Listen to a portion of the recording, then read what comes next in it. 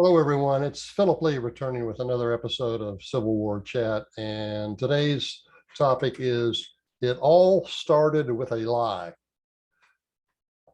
It's June the 6th, 2022, Monday. Democrats and many in the media love to repeat the false claim that President Trump praised white supremacists during the 2017 Charlottesville racial incidents. In May 2019, Joe Biden launched his presidential campaign on this entirely fake news. Even CNN's Jake Tapper admitted Biden's claim was fake when he said, quote, "Elsewhere in those remarks, the president, Trump, did indeed condemn neo-Nazis and white supremacists." So he's not saying that the neo-Nazis and white supremacists are very fine people, close quote. Trump's exact words on August 15, 2017 were, quote, "I'm not talking about the neo-Nazis and the white supremacists because they should be condemned totally," close quote. The very fine people that Trump was referring to were some of those who gathered at the Charlottesville Park to demonstrate against removing the Robert E. Lee statue. Such people were not racist, but merely wanted to honor Lee for his good qualities and regarded the statue as a representation of regional pride. Regrettably, however, Biden's lie and the widespread affirmation it received from the Democrat-controlled media left the public with the false impression that anyone who wants to honor Confederate memory is a racist.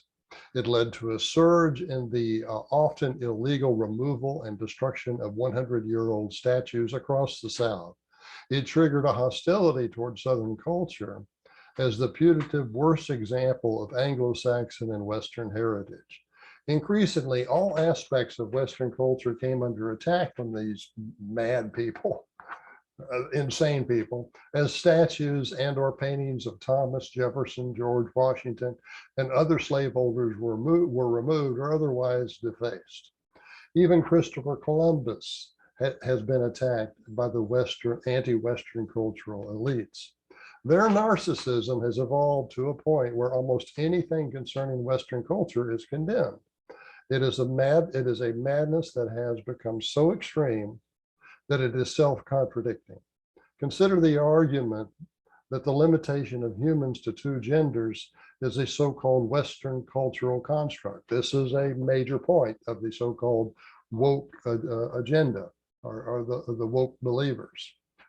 And that is why our newest Supreme Court Justice, Ketanji Jackson, actually testified before Congress that she could not even define the word woman. The Daily Wire's Matt Walsh has convincingly demonstrated how idiotic the remark is and proven that the two-gender norm of humanity is not an artificial paradigm of Western culture. In preparation for his What is a Woman documentary, he visited rural African tribesmen to discuss gender identity. The Blacks, being in Africa and rural, were minimally influenced by Western culture. They had no Western heritage to speak of. When Matt asked them how many genders there are, they answered 2. They also affirmed that the genders are defined by a person's genitalia. A man cannot become a woman just by wishing it, nor vice versa. That was their firm belief. They thought it was a madness or some sort of as they put it, either a madness or of the person that believes it or something wrong with it within their family. Since the cultural elite condemn those of us who respect Western norms, and they condemn us as bigots for respecting those norms, they are loath to condemn the African tribesmen for sharing our two-gender belief. After all, the African tribesmen had black skin, and the woke generation or the woke cultural elite do not want to condemn anyone with black skin because they fear it will result in accusations of racism against them for making such a remark. This is a madness. $10 a gallon gasoline will make nearly everyone who does not have a sinecure in government, academia, or the media realize that the hatred that caused the destruction of Confederate statues was misplaced. Those who sanctimoniously focused on such matters have caused our country's economy and culture to be wrecked, absolutely wrecked. Few people who do work that few people who actually do work that requires they add value to society are going to be worried are going to be worried about pronouns or Confederate statues when gas costs $10 a gallon. I'm saying few people will be worried about those things when gas costs $10 a gallon. Presently, our leaders in Washington are existing in a bubble that is insulated from the realities confronting ordinary Americans. There is literally a quote, let them eat cake, close quote, condescension emanating from Washington towards Americans in the hinterland. But when ordinary Americans try to hold them to account, they deny responsibility. They instead focus on celebrating any new political appointment that involves a woman or a Black, even though such matters are irrelevant to Americans who cannot afford $10 a gallon gasoline when gasoline costs $10 a gallon. While gasoline is not yet at $10 a gallon, just imagine what will happen if it gets there. And can you really deny that it's impossible that it will get there? Can you really deny your fears that it may get there? Well, we could be on the, if it's true, if we get to $10 a gallon gasoline, we could be on the verge of another Great Depression, especially since the government leaders are denying responsibility. Putin may not have invaded Ukraine if he did not sense Biden's weakness in Afghanistan.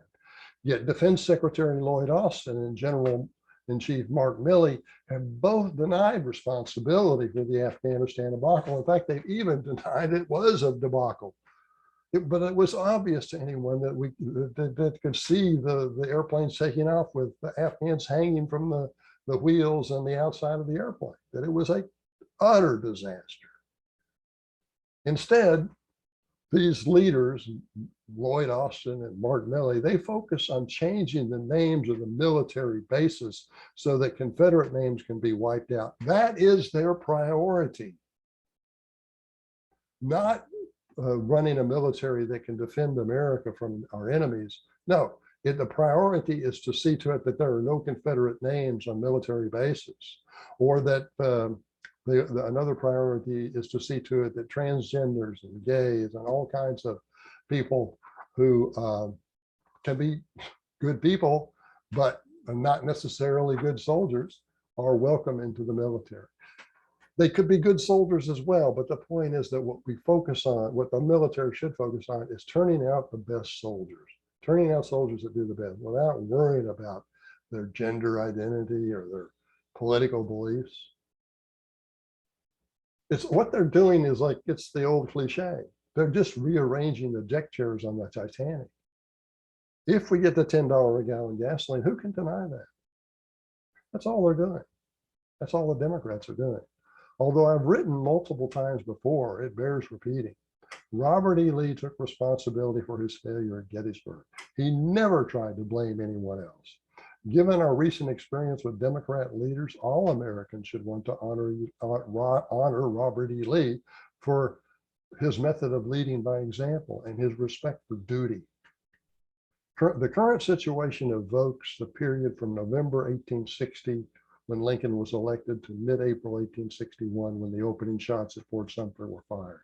During that period, most Americans felt that the North and South would somehow work out their differences peaceably. They felt that way up to the very moment when the unthinkable internecine war began. As for Biden's great, very fine people lie, it should be obvious by now that truth is not a left-wing value. It's certainly not a Biden value. If you want to be prepared to help save Confederate statues, you've got to fight against critical race theory, and you've got to have the facts about what it is. This book, The Dreadful Frauds, Critical Race Theory and Identity Politics, is going to give you the information you need to successfully combat these toxic, these absolutely poisonous doctrines from taking over our schools. Dreadful Fraud, you can get it at Amazon, Barnes and Noble. It's $16. If you want an autographed copy, email me, Phil, PHIL _Leigh, LEIGH @me.com. I'll sell it to you for $20. I'll also will cover the postage if you're here in the United States. Okay, that is our show for today.